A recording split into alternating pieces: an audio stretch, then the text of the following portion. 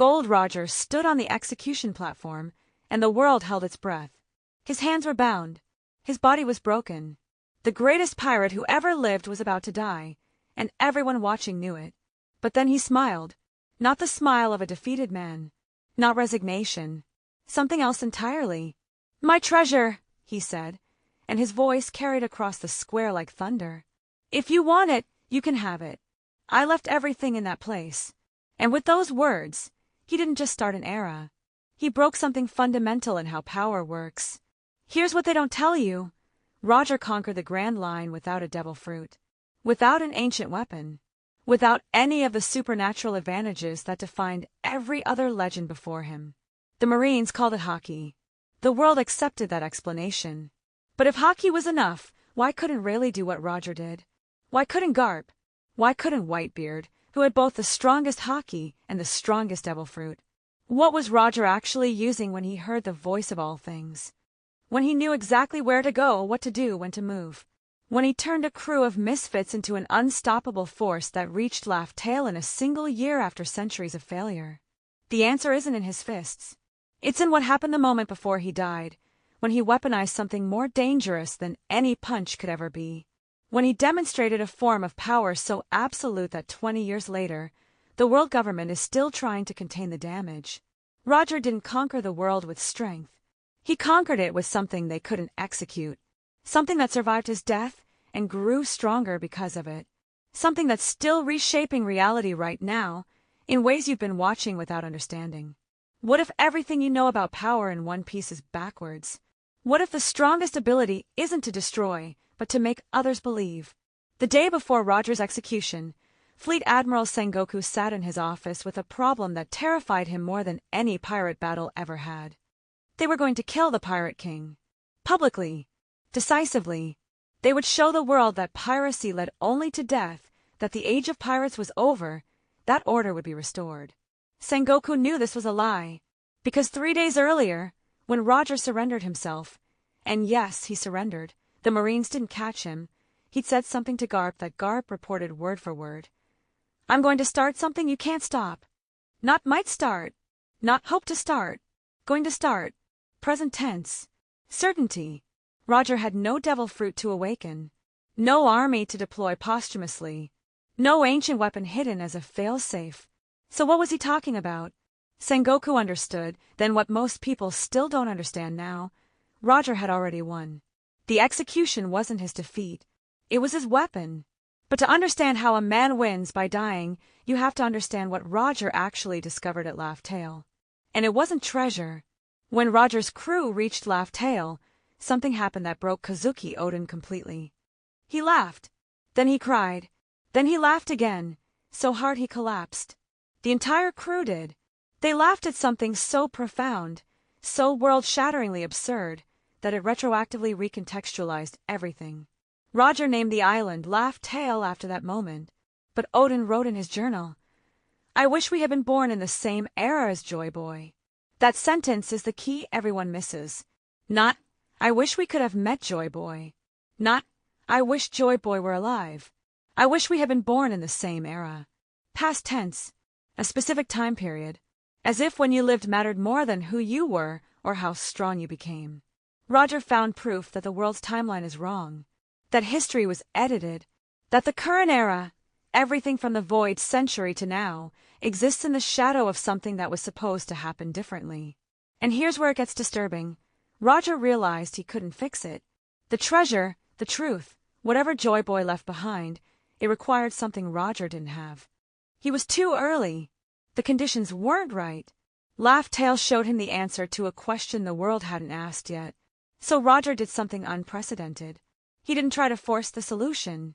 He didn't try to be the hero.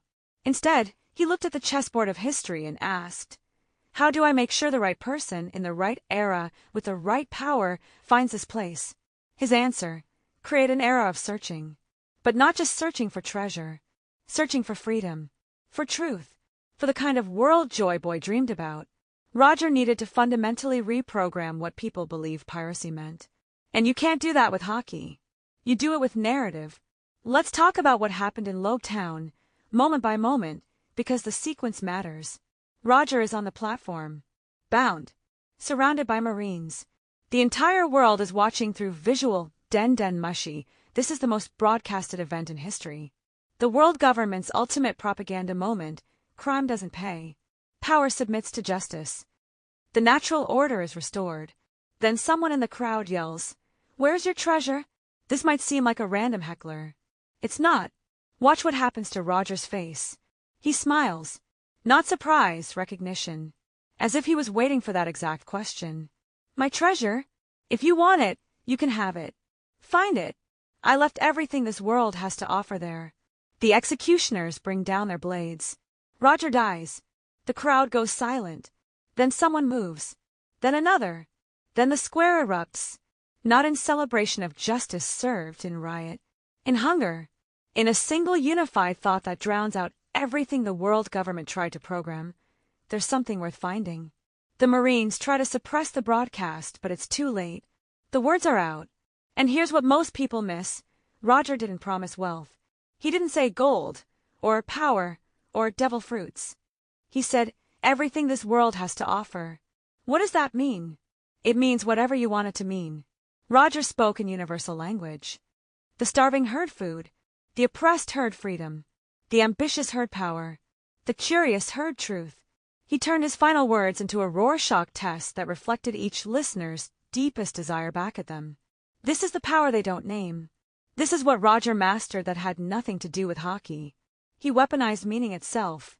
The Great Pirate Era wasn't an accident. It was designed. And the design is so elegant it's almost invisible. Think about what Roger actually created. He took the world government's ultimate display of power, a public execution, and converted it into a recruitment video for piracy. He hijacked their own propaganda machine.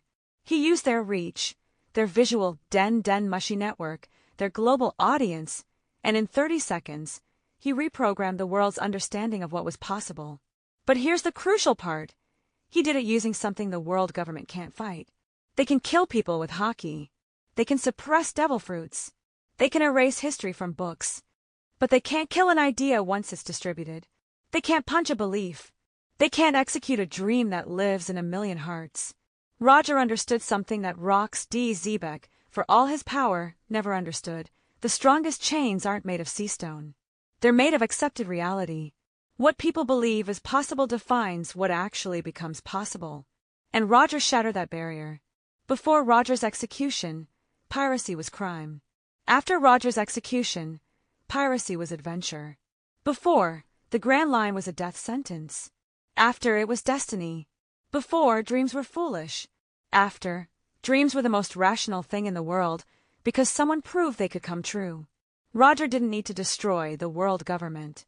He just needed to make people stop believing in it. And belief, once broken, can't be repaired with violence. This is why Sengoku was terrified. This is why the Marines went into overdrive. This is why the warlord system was created, why bounty skyrocketed, why the world government became increasingly desperate and brutal. Because Roger did something no amount of military power could counter. He made freedom contagious. But there's a deeper layer. Because Roger didn't just inspire random piracy, he designed a filtering system. Look at what finding the One Piece actually requires. You can't buy a map. You can't force your way there. Laugh Tale doesn't appear on any log pose. The only way to reach it is to collect 4 road poneglyphs, and the only way to read those is to find someone who knows the ancient language, a language the world government spent centuries trying to erase. Roger created a treasure hunt that only a specific kind of person could complete. Not the strongest, not the richest, not the most ruthless. Someone who makes friends with the right people. Someone who liberates countries. Someone who inspires loyalty so deep that people risk their lives to help. Someone who treats the oppressed as equals. Someone who, piece by piece, unknowingly recreates Roger's own journey. Laugh Tale isn't hidden behind strength checks. It's hidden behind character checks. This is why Blackbeard, for all his cunning and power, hasn't found it. This is why Big Mom and Kaido, despite decades of searching, failed. They don't have the ability Roger actually used, the ability to make people believe in something bigger than survival. Roger turned the journey to the One Piece into a sorting mechanism that guarantees only someone worthy of Joy Boy's legacy can complete it. He didn't just start an era. He designed evolution. Every pirate who failed refined the path. Every crew that fell removed a wrong approach. The Great Pirate Era is a 25-year-long filtering process, and at the end of it, one person would emerge who embodied everything Roger represented. And Roger knew this person was coming. He said it out loud, "I'm not going to die, partner." Who was he talking to? The voice of all things. Let's stop pretending this is just advanced observation Haki. When Roger heard the Sea Kings talking about two sovereigns being born, one in 10 years, one in the distant past, he wasn't eavesdropping. He was reading destiny itself. When he understood what the poneglyphs said without being able to read the language, he wasn't translating. He was communing with intent that transcended words. Observation Haki lets you sense the present. The voice of all things lets you hear the narrative. And here's what that means. Roger could perceive the shape of the story the world was telling. He could feel where history was flowing. He could sense the difference between a random event and a meaningful one, between someone who mattered to the grand plot and someone who was just there. This is how he knew to wait. This is how he knew he was too early. This is how he knew someone was coming who could do what he couldn't. Roger had protagonist sense. He could identify other protagonists. And when he met Shanks and Buggy as children, when he dueled Whitebeard, when he talked to Garp, he was reading which roles they would play in the story that came after his death. Think about his final conversation with Whitebeard, the one where he revealed everything. Why Whitebeard? Because Roger recognized that Whitebeard's role was to protect the transition period. To be powerful enough that the world didn't collapse into total chaos, but noble enough that he wouldn't try to claim the One Piece himself. Whitebeard became the gatekeeper of the next era, and Roger cast him in that role deliberately. This is the power nobody names. Roger wasn't stronger than everyone else. He was narratively aware in a way that let him operate on a different level entirely. He wasn't playing pirate. He was writing the sequel to a story that started 900 years ago. Now watch what happens when you view every major event through this lens. Roger visits Wano and befriends Odin. Why? Because Odin can read poneglyphs. Yes, but more importantly, because Odin would open Wano's borders when the right time came. Roger planted that seed. He showed Odin the world, then sent him back knowing Odin would sacrifice everything to prepare Wano for what was coming. Roger fights Shiki at Ed War and gets saved by a storm. Coincidence? Or Roger understanding that some powers respond to will. The Grand Line itself, bent to protect the person who would liberate it. Roger reaches Laugh Tale and doesn't tell anyone what's there because revealing it would ruin the journey. The truth only works if you earn it. If Roger had published what he found, the world government would have adapted. Instead, he made them fight shadows. They can't suppress a secret they don't understand. Roger surrenders in the South Blue specifically, then gets executed in Logue Town in the East Blue, the weakest sea, the place with the least world government presence, the sea where a boy named Monkey D. Luffy would be born. Roger died in the symbolic starting point of the next generation's journey. Every single action Roger took in his final years was set up. He was directing a play that wouldn't premiere until after his death. And here's the moment it all clicks. When Rayleigh tells Luffy on Amazon Lily, "Perhaps the answers we found might be different from yours," he's not being cryptic. He's explaining how Roger's power actually works. The One Piece isn't information. It's context. It's a truth that changes meaning based on who finds it and when. Roger's crew found it too early, so they laughed at the absurdity and left it for someone who could use it. The next person to reach Laugh Tale, whoever they are, will arrive at exactly the right moment in history, with exactly the right context, to understand what Joy Boy actually left behind. Roger didn't hide treasure. He synchronized destiny. Let's address the obvious question. If Roger was this calculating, was he really free? Or was he just another manipulator like the world government? This is the paradox at the heart of Roger's power, and it's the same paradox Luffy embodies. Roger made choices that guided others towards specific outcomes. But he never controlled anyone. He never forced belief. He offered possibility and let people choose. When he told the world about the One Piece, he didn't command anyone to search for it. He just made them aware it existed. Free will informed. Compare that to the world government, which maintains power by controlling information, erasing history, and manufacturing ignorance. They don't let people choose. They eliminate the awareness that choice exists. Roger weaponized freedom by making it visible. The world government weaponizes captivity by making it invisible. This is why Roger's power still works 25 years after his death, while the world government's power is collapsing. You can't sustain control through suppression forever. Eventually, the truth leaks. Eventually, someone breaks the pattern. But inspiration is self-replicating. Every person Roger inspired went on to inspire others, and those others inspired more, and now there's an entire generation who believe freedom is possible because one man proved it was. Roger's true power wasn't that he could hit harder, or move faster, or sense danger better. His true power was that he could make people become their best selves just by existing near them. Shanks didn't need to be told to wait in East Blue for 12 years guarding Luffy. He chose it because Roger showed him what kind of man chooses that. Rayleigh didn't need to be ordered to train Luffy during the time skip. He volunteered because Roger taught him to recognize which battles matter. Roger's crew didn't follow him because he was strongest.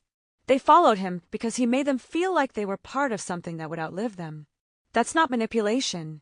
That's leadership so profound it transcends death. Here's the truth they buried. The world government didn't execute Roger because he was dangerous. They executed him because they thought killing him would end the threat. They were catastrophically wrong. Roger understood something about power that took the world government 800 years to forget. The most powerful force in the world isn't violence. It's not ancient weapons. It's not devil fruits. It's not even truth. It's the belief that change is possible. For 800 years, the world government maintained control through inevitability. They made their rules seem so absolute, so eternal, so woven into reality itself that resistance felt like fighting gravity. People didn't obey because they believed the world government was right. They obeyed because they believed disobedience was impossible. Roger's final act shattered that illusion in front of the entire world. When he smiled on the execution platform, he demonstrated something more powerful than any Haki. He showed that they couldn't break him. Not his spirit, not his dream, not his belief that someone would come after him and finish what he started. The world government could control his body, his life, his death, but they couldn't control his meaning. And in that moment, everyone watching realized, if they can't break him, maybe they can't break me either. This is what the world government actually fears. Not strong pirates, not devil fruit users, not even the ancient weapons. They fear the moment people stop accepting their version of reality. Because the world government's power isn't real. It's a collective hallucination maintained through force and propaganda. But hallucinations break when enough people wake up simultaneously. And Roger woke up the world. The One Piece, whatever it actually is, isn't the point. It never was. Think about what happens when someone finally reaches Laugh Tale. They'll find Joy Boy's treasure, yes. They'll learn the true history, probably. They'll understand what the D actually means, maybe. But none of that matters compared to what they'll prove by getting there. They'll prove that the world government couldn't stop them. That the system designed to make reaching Laugh Tale impossible failed. That the 800-year-old machinery of control has a fatal flaw. It assumes people will give up. And Roger's final words guaranteed that someone, somewhere, would refuse to give up. No matter how many died trying. No matter how impossible it seemed. Someone would keep moving forward because Roger planted an idea that can't be killed. There's something worth finding, and you deserve to find it. The world government can't execute that idea. They can't imprison it. They can't offer enough money to make people forget it. Because it's not about the treasure anymore, it's about proving you're free. This is why every person who sets out to find the One Piece is terrifying to the world government, even if they're weak. Because they represent something that shouldn't exist. Someone who rejected the reality the world government spent centuries constructing. Roger didn't need to destroy the world government himself. He just needed to make enough people believe they could. And now, 25 years later, that belief has evolved. It's not just pirates anymore. It's revolutionaries. It's kingdoms. It's Marines who question their orders. It's regular people who whisper that maybe the world nobles aren't gods. The cracks are spreading. And every crack started with one man smiling at his own execution. Here's what Roger actually used when he conquered the Grand Line.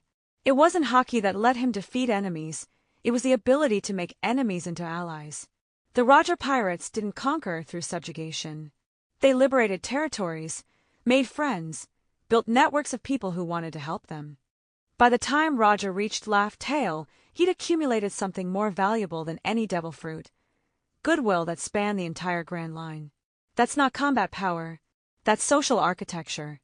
Roger built a support system so robust that 25 years after his death, people still help his crew members out of pure respect.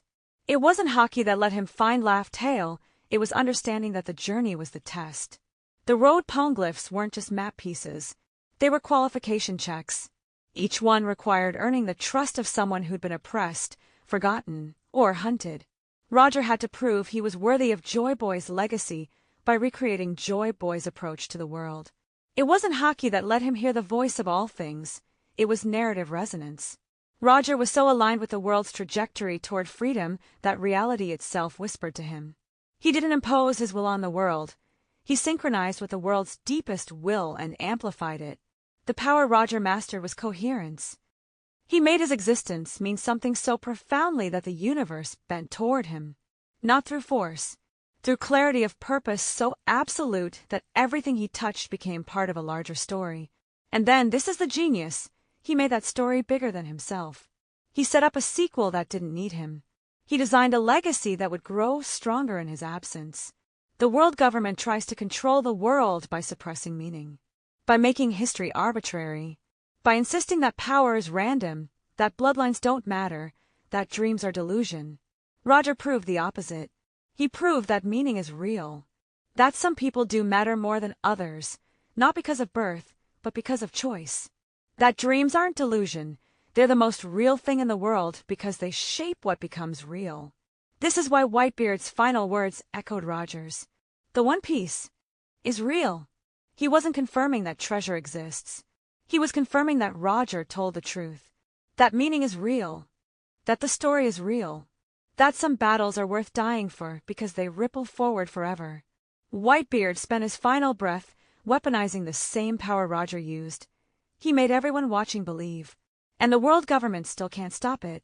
They can't arrest belief. They can't execute faith. They can't suppress the growing certainty that this era, their era, is ending and something else is beginning. So what was Roger's true power?